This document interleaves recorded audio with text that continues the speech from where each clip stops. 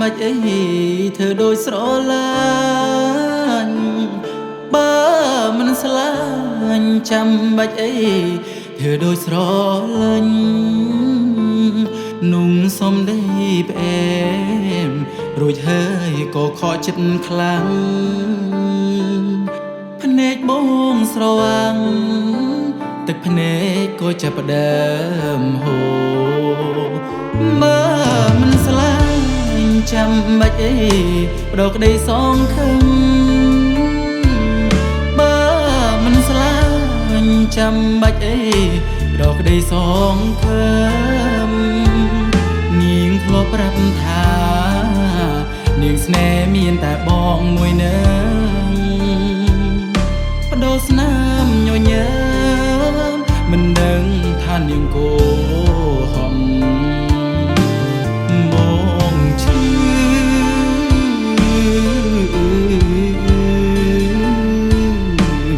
ពេលបានលឺថាអូនមានថ្មីបែដូងបងស្ទើរជ្រុងដល់ដីតើរឿងអីហេតុអីទើបស្រីដាច់ចិត្តក្បត់រូប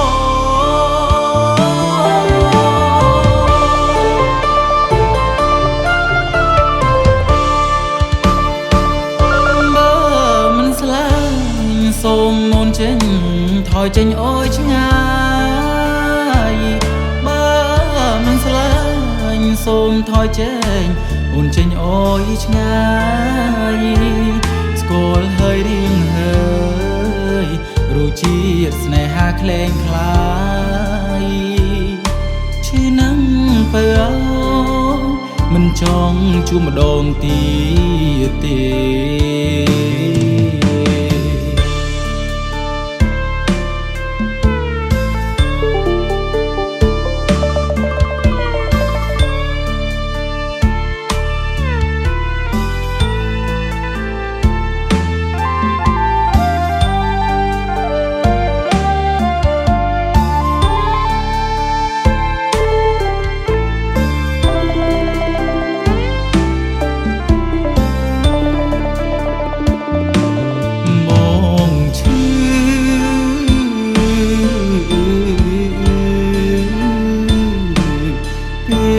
បានលឺថាអូនមានថ្មីបែដូងបងស្ទើរជ្រុងដល់ដីតើរឿងអីហេតុអីទើបស្រីដាច់ចិត្តក្បត់រូប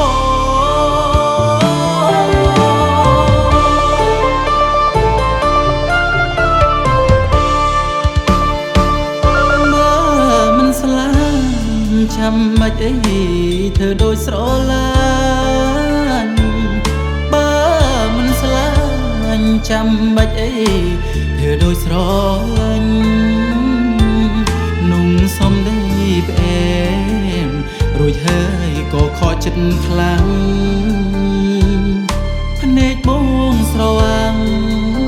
ទឹកភ្នែកក៏ចាប់ផ្ដើ